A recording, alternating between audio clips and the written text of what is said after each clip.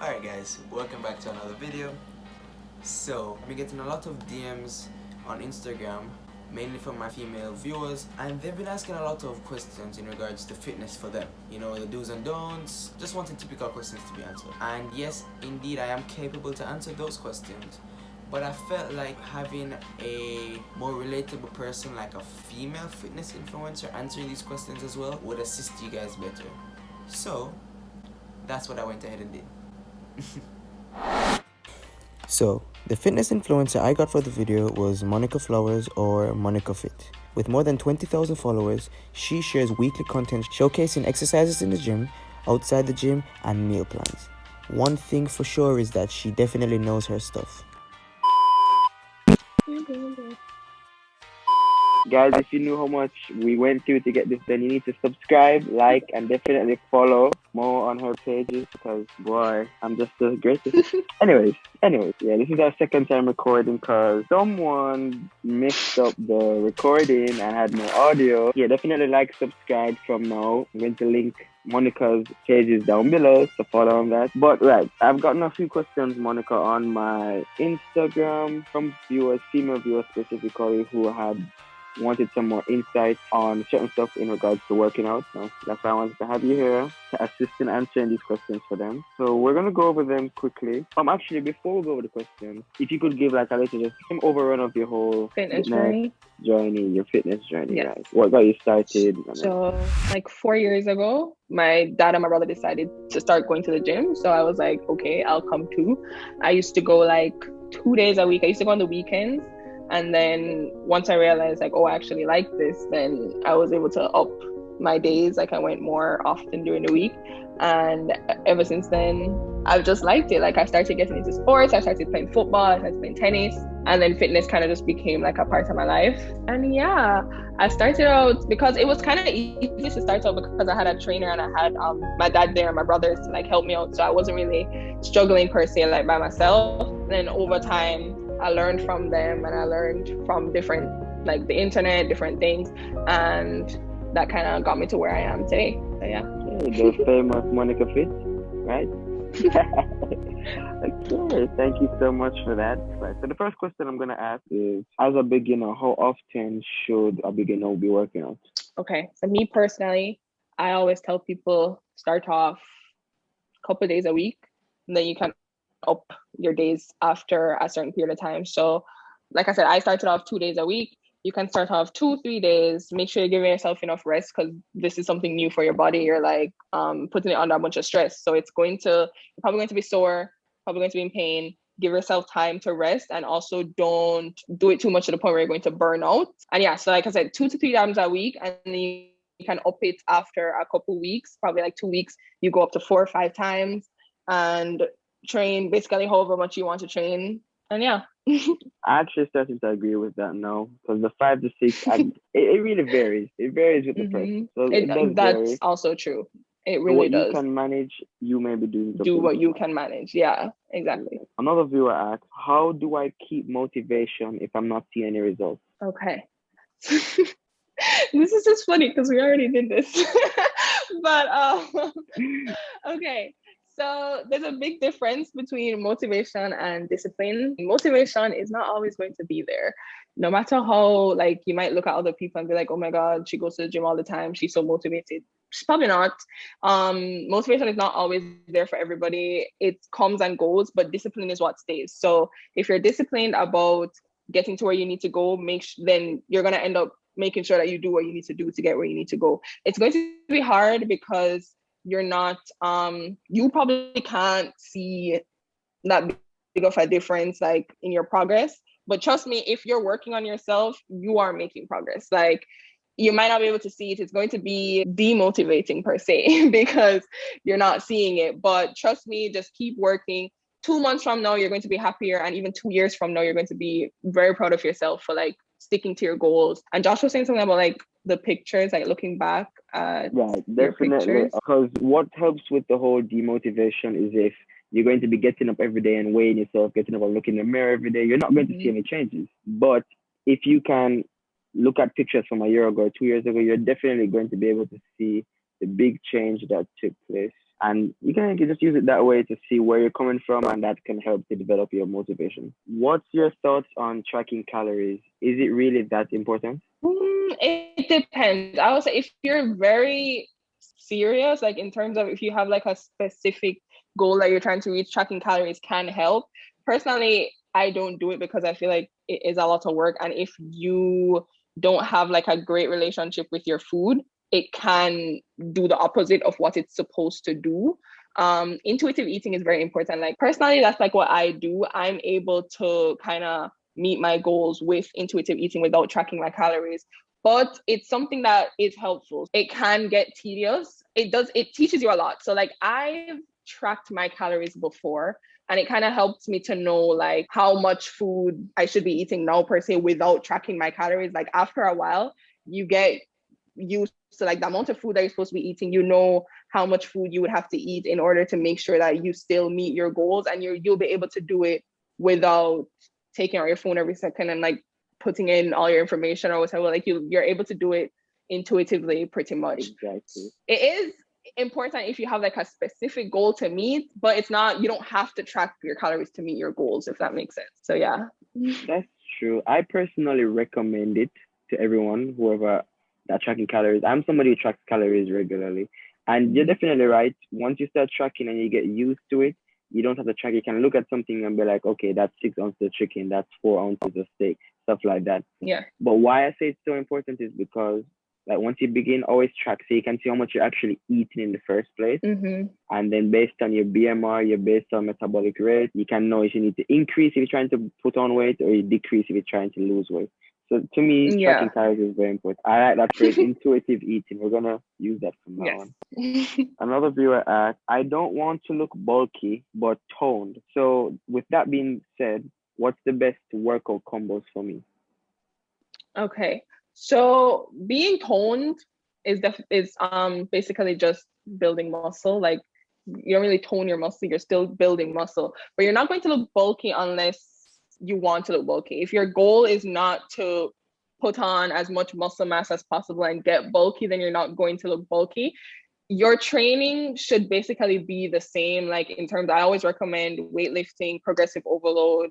If you want to add cardio, then add cardio. But your training per se is going to be the same as somebody who is looking to put on muscle mass, somebody who's looking to lose fat. Like it's going to be the same.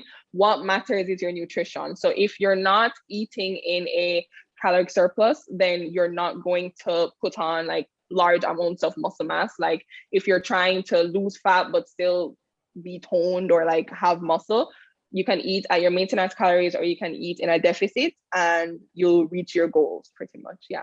Have you ever gotten that question or this statement? Like, just put in this in, it's such a pet peeve to when people say it. They'll be like, how do I change my fat into muscle? Have you ever been asked that? For sure. Like I used to believe, like before I started working out, I used to think that's how it worked too. I used to tell my mom, I was like, I remember that was like before I started working out, I used to tell her like, yeah, you're just gonna change all your fat into muscle. That's not how it works, guys. It's a very common misconception, but that's not how it works. Fat is fat and muscle is muscle. Like, like it's two different things. So yeah. But yes, guys, big misconception there. You cannot change fat into muscle. You have muscle and you have fat. And you have fat. Right. Another question, another viewer asked, do you recommend any supplements for gains? Personally, I don't. The only supplement I take is protein powder. I feel like in terms of gains, it's very simple. Focus on your nutrition, focus on your training.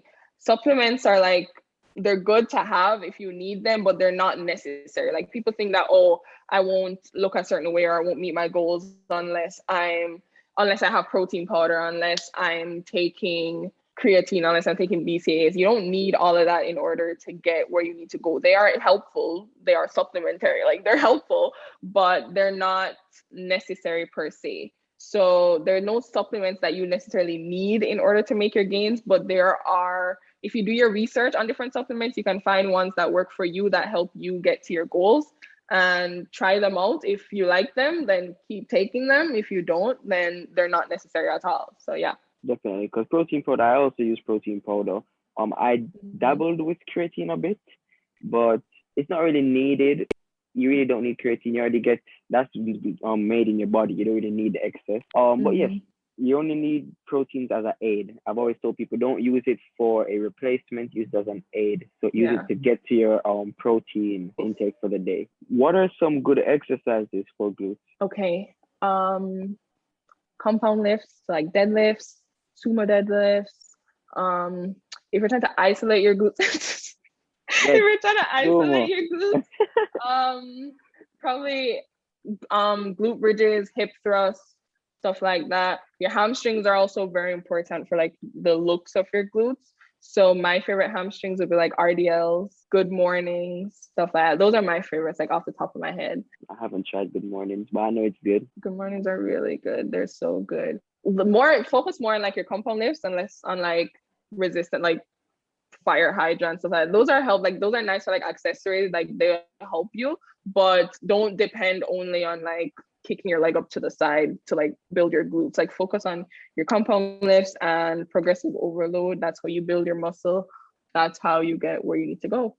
I agree 100% with everything you just said, especially the sumo deadlift. Do you work on like your maxes and your track lows, like your max lift for compound? Yeah, I do. I don't remember. I think I like my PRs. Yeah, what's your PR for deadlift? For sumos, give me a second. I think I broke it the other day. Oh my God. I think it was like 200 and something. It was. I'm trying to see if you're past. Give me a second. Cut out this part. Man, before I left Jamaica, I almost hit 308. In deadlifts? Yeah. Pound, not kg. Pound. Oh, yeah. Well, yeah, I'll throw 8 kg. Okay. It's 235. That's 235. That's really good though. You're more than me. I think you're more than me. You're probably more than me, yeah? Yeah. You said 308? No, I didn't make the 308. I made 286. Oh. Well, how much reps was it? It was a single rep? No, I haven't done any 1 rep maxes. I think it was like 5. And if you did 5 with 235, that means you're probably lifting more than me as single rep. Damn. I could probably do more with single rep. And then for hip thrust, I think it's like 300 and something. I broke that the other day and that was like 5'2". So yeah. Do you do hip thrusts? I do hip thrusts, but man, that hurts. I think the most I've done is 2 plates on each side. I haven't bothered trying going to advanced now. Yeah. I'll probably do some today. If I'm doing legs today, I'll probably do some hip thrusts today. You should. Hip thrusts are. I used to hate them, but now I like them, so I recommend them all the time. Let the silver squat any day. That's me though. 100%. Oh, my squat too. I broke a squat PR too. I think I got 200 and something the other day for like 3 reps. I'm not good at squats. My form, I don't know. I have bad form still. I'm trying to get that done before I try to get too heavy. Okay, but that's also very important, guys. Make sure that you practice with light weights before you increase your weight, because if your form is bad, that's just you're just setting yourself up for injury. Yeah. This is a good question. There's a good question here. What's your thoughts on training everywhere, so that's upper body, lower body, as opposed to just training lower body? Because most females have this conception that, oh, if I train the upper body, I'm going to get bulky. The legs every day. Okay. Training your upper body is very important, guys. Training upper body and having upper body strength is going to help you to prevent injuries and also to lift heavier for your lower body. So then your gains are going to be even better. Because if you're concerned about your lower body gains, you need upper body strength in order to do your compound lifts to lift heavier for your lower body gains. Making sure that your back is you're having a strong back, having a strong core, upper body in general, that's going to help you in turn to lift heavier to prevent injury. And also a lot of girls I know, they're like, everybody's trying to like get like an hourglass kind of shape, like smaller waist, bigger upper body, bigger lower body. To get the bigger upper body, you have to train upper body. So it's not going to make you bulky unless you're trying to get bulky, guys. Unless you are training and eating in order to get bulky, you're not going to get bulky. It's just going to make sure that you have muscle, make sure that you're strong enough to do your lifts, prevent injury. There's so many benefits to training your upper body. So make sure that you do Definitely. so. Like, I know that what makes it sad is that most of these females, they see like some bodybuilders, and the bodybuilders out there, they look like manly upper body. The thing is, for females, you guys don't have enough testosterone to even reach that level. Most of Yeah. those bodybuilders, they're on steroids or they're taking testosterone to actually create that. So there's no way you could be training like that and get broad shoulders and capped delts like that. That's only for guys with the massive testosterone. Yeah, sorry, Power of I don't know what's editing. going on with my Wi-Fi. It's really just testosterone, guys. Mhm. Females don't have enough testosterone to be getting that big unless you're specifically aiming to do that. How often should I train abs? Training your abs is actually quite important because a strong core is important. Personally, I don't train my abs as often as I should, but I'm starting. Like, there's some people who train abs every single day. There's some people who train them way less. They still have abs. Like, the amount of times that you train abs doesn't mean the amount of abs that you're gonna have, if that makes sense. Because you train it 8 days, you get 8 abs. Because if you're concerned about your abs showing, that's dependent on your body fat percentage. And in order to get a lower body fat percentage, it's dependent on your nutrition. So you don't have to train abs every day. And you can also build your core in other ways. Like, for example, my core isn't very weak. That's because I always engage my core whenever I'm doing my lifts. So my core has a good amount of strength because I'm able to train it in different ways per se. But you don't have to train your abs all the time. It depends on you. If you like training your abs, train your abs. If you don't, it is important, but you don't have to do it all the time. So yeah. Definitely. And on that point, it's so true, guys. Like, everybody always think that, oh, you have to put in all of this work and stuff.